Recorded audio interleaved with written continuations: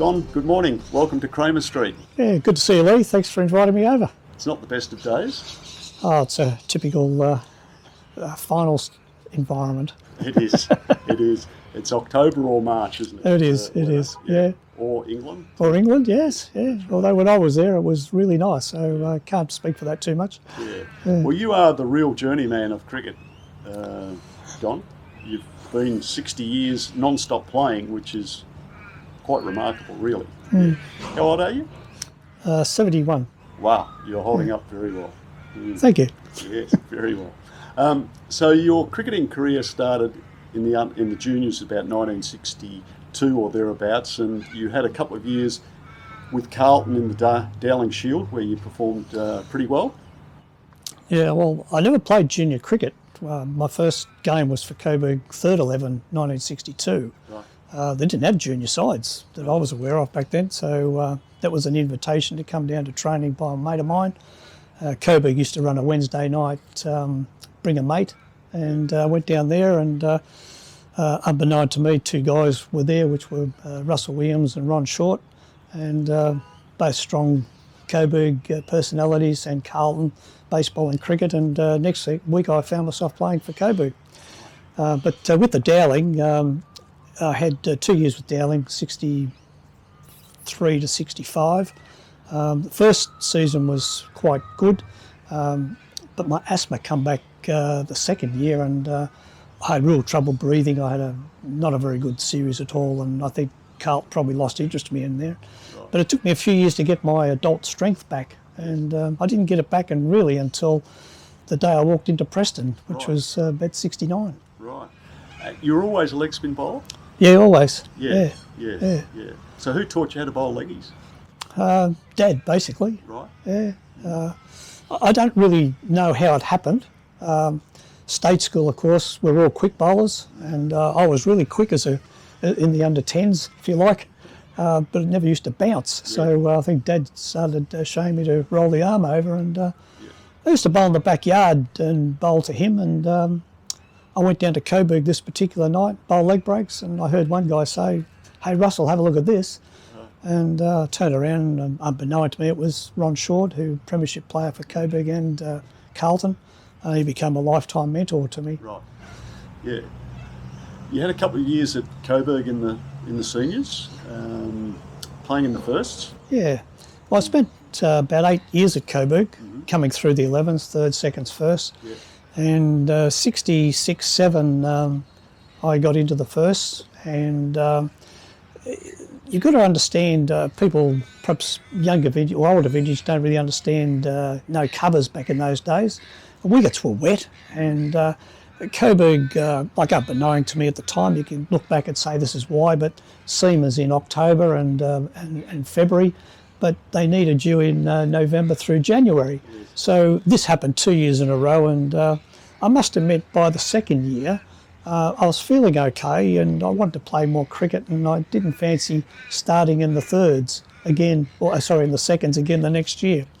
So by accident, I met Jack Potter, who lived next door to my dad's boss, and we started talking about cricket, and I said to him, if I come over, would you give me a game?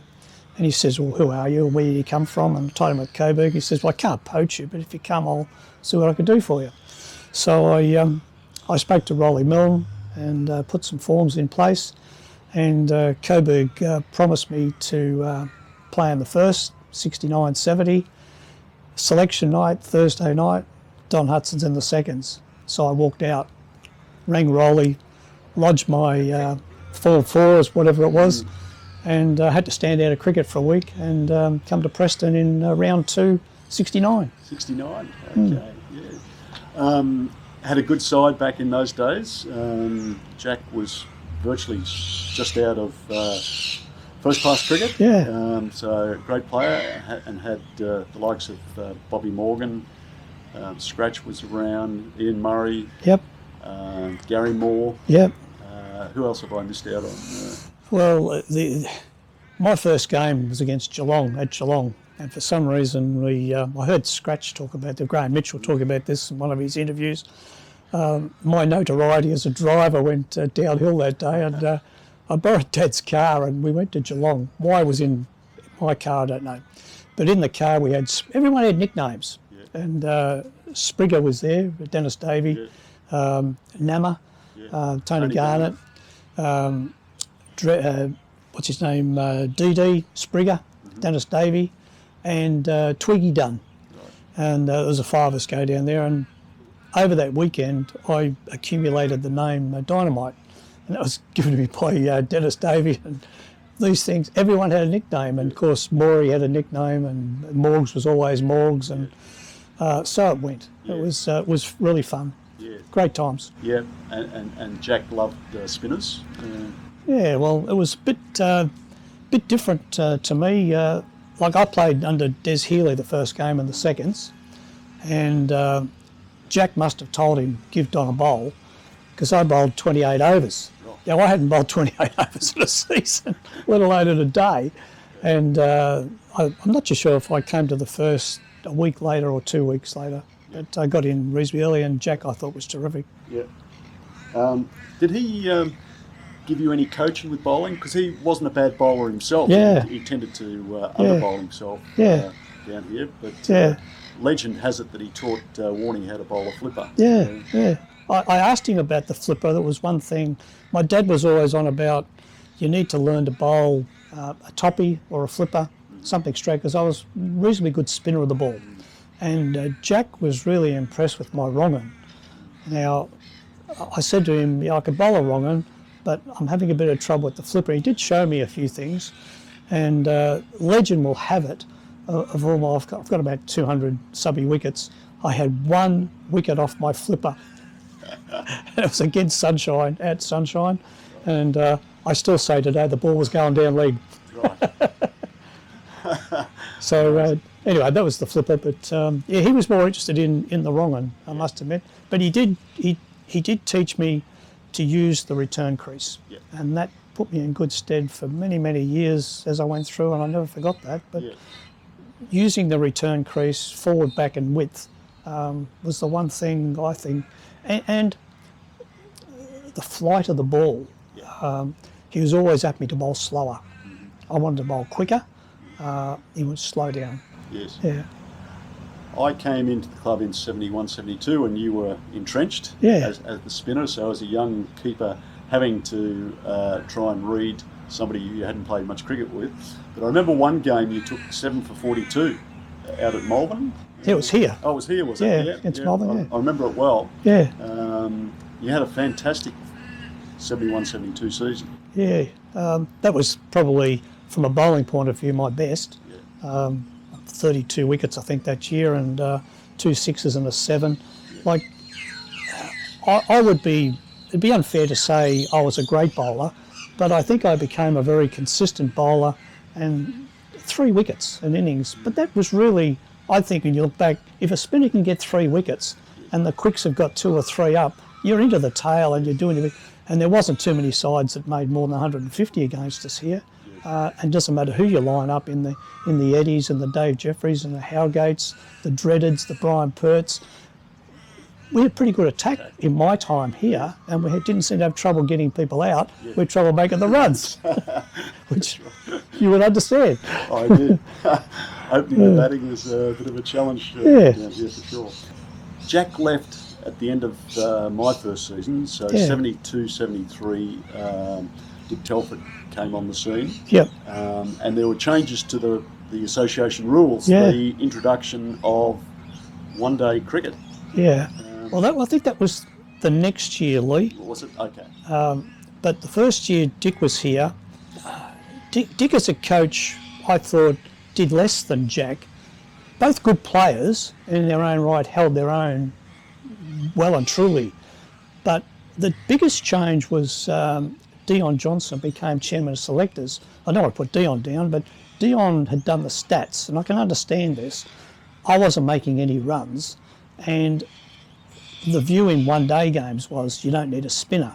And there's no restrictions on fast bowlers then, so I understand all this. But it was the next year after I'd had a depleted year, I thought, because I'd played first and seconds after a big 71. And I wanted to play more cricket, and I understood I needed to make some runs. So I went coaching, and I went coaching on the strength that 73-4, which is your premiership year, the subbies introduced a trial 8 one-day games.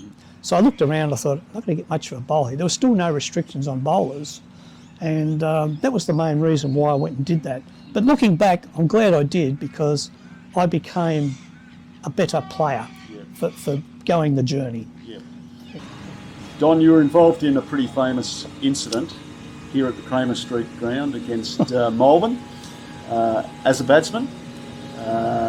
We had beaten Melbourne on the first innings, and we were in the second innings, and we were going pretty well. Everyone was cruising. You can tell the story from there. Well, I think in summary, I'd be the only idiot in 100 years to be given out under the 2-minute rule. I was sitting about here, and Dick Telford came past, and he says, I might put you in next. And I have a feeling, looking at the scorecards later, that he probably wanted to give some of his bowlers a hit. And a wicket fell, and I'm sitting here in shorts and thongs. So there's a big rush to rush me into the rooms, and people are strapping pads on and trying to get my boots on. And obviously I took a little while to get to the wicket. When I got there, Bruce Taylor from Melbourne appealed, and the umpire gave me out under the 2-minute rule. There we have it. And then the next guy came in, and he made a duck, which I think might have been Eddie. Dave Jeffries was out before me, and we lost virtually 3 for none. Anyway, that was the famous story of the 2-minute rule, which I think they may have changed the rule since. Have they? Right. Okay. Now, before we go on to where you went to after Preston, I think it's worth noting that you bowled all up about 28,000 balls, taken over 800 wickets across various competitions, which is quite extraordinary, at an average of about 18. Yeah, about that, I think. Yeah, which is phenomenal. Who kept all the records?